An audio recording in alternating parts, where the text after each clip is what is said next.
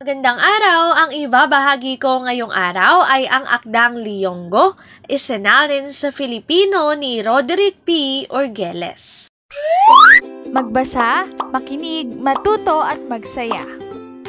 Ako si Binibining Menya. Handa na ba kayo?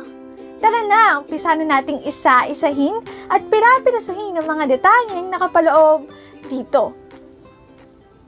Katulad ng binanggit ko kanina, ang ibabahagi ko ngayong araw ay ang akdang Liyonggo. Isinilang si Liyonggo sa isa sa 7 bayang nasa baybaying dagat ng Kenya.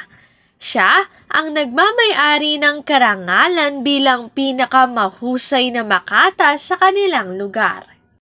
Malakas at mataas din siya tulad ng isang higante, na hindi nasusugatan ng anumang mga armas. Ngunit kung siya'y tatamaan ng karayom sa kanyang pusod ay siya. Tanging si Liyonggo at ang kanyang inang si Wasyo ang nakaaalam nito. Hari siya ng Osi at Ongwana sa Tana Delta at Sangha sa Fasa o Isla ng Pate. Nagtagumpay siya sa pananakop ng trono ng Pate na unang napunta sa kanyang pinsang si Haring Ahmad Hemedi na kinilalang kauna-unahang namuno sa Islam. Ang pagbabago ay naging mabilis mula sa matriliner na pamamahala ng mga kababaihan tungo sa patriliner na pamamahala ng kalalakihan sa pagsasalin ng trono.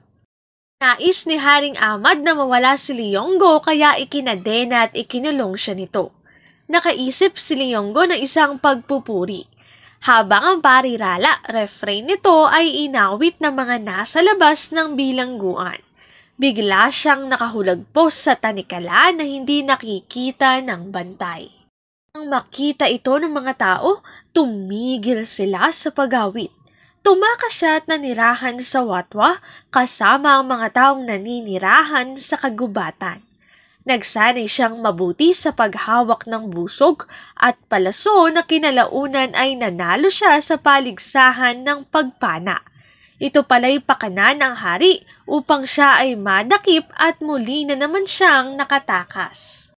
Kaunti lang ang nakaalam tungkol sa matagumpay na pagwawagi ni Liyonggo sa digmaan laban sa mga gala o wagala. Kaya naibigay ng hari ang kanyang anak na dalaga upang ang bayaning si Liyonggo ay mapabilang sa kanyang pamilya. Nang lumaon, si Liyonggo ay nagkaanak ng isang lalaki na nagtraidor at sa kanya. Narito ang aking sanggunian ng mga impormasyong nakatala sa bawat slides. Kung interesado kayo na magbasa pa, maaari niyong bisitahin ang website na ito.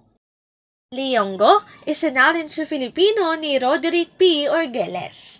Dito na nagtatapos ang aking pagbabahagi. Sana ay marami kayong natutuhan.